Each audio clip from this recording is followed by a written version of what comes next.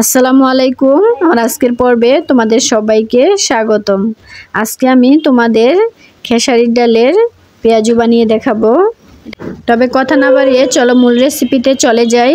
এখানে আমি খেসারির ডাল আদা ভাঙা করে ব্লেন্ডার করে নিয়েছি। দিয়ে দিলাম পেঁয়াজ কুচি, ধনেপাতা কুচি, কাঁচামরিচ কুচি, স্বাদ মতো লবণ, সামান্য একটু জিরার গুঁড়া, ধনিয়ার গুঁড়া আর গরম মশলার গুঁড়া আর সামান্য পরিমাণে একটু আদা রসুনের পেস্ট আর দিয়ে দিলাম একটা সাদা ম্যাজিক মশলার প্যাকেট। এটা দিলে টেস্ট বাড়ে, তোমরা চাইলে স্কিপ করতে পারো। এখন আমি ভালোভাবে হাত দিয়ে এটাকে একটু মেখে নিব। প্যানে আমি পর্যাপ্ত পরিমাণ তেল দিয়ে গরম করে নিয়েছি। এখন একে একে করে ভেজে নিব। তেলটা হাই গরম করতে হবে আর চুলার আঁচটা মিডিয়াম থেকে লোতে রাখতে হবে। রেখে আমি পেঁয়াজুটা মুচমুচে করে ভেজে নিব। দেখতেই পাচ্ছ ডুবো তেলে ভাজতে হবে।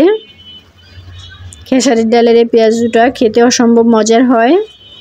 তো একে একে আমি উলট পালট করে নিচ্ছি। দেখতেই পাচ্ছ লালচে বর্ণের হয়ে গিয়েছে।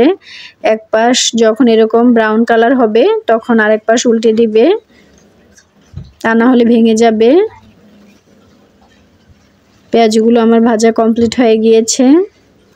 দেখতেই পাচ্ছ এটা খেতে অসম্ভব মজার হয়েছিল। তোমরা চাইলে একটু কম ভাজতে পারো। আমি কিছু লালচে বর্ণের করেছি আর কিছু সাদা রেখেছি। তো সবাই ভালো থাকবে। আসসালামু আলাইকুম। সবাইকে অসংখ্য ধন্যবাদ।